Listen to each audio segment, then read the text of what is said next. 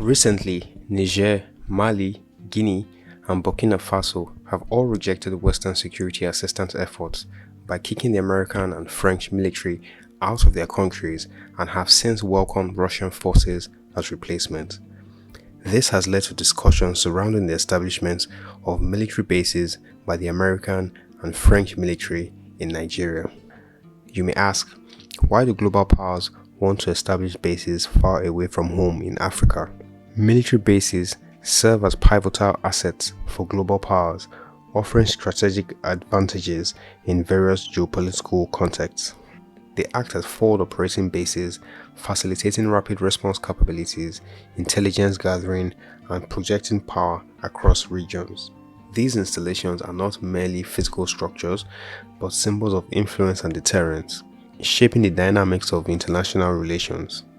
In the case of Nigeria, the country's vast resources including oil, lithium, and natural gas reserves, coupled with its regional influence, make it an attractive location for global powers seeking to safeguard their interests and assert dominance in the region. Why are the American and French governments lobbying to install military bases in Nigeria? Western countries need to source for resources such as oil, gas, and lithium, to mention a few. Due to the tensions between the West and major oil producers such as Russia and Iran, natural reserve trade has or will considerably drop in the near future. How does this benefit Nigerians? The idea is, with the military bases will come regional stability, with the elimination of terrorism, insurgency, and maritime piracy.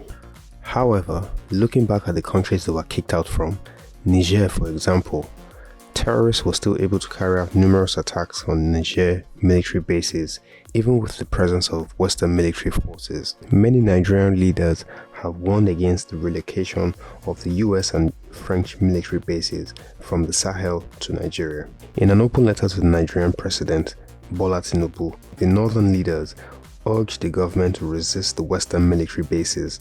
The northern leaders worried that Nigeria might agree to the Defense Pact. They noted that the removal of the French and American forces from Niger and surrounding countries questioned the benefit of foreign military bases.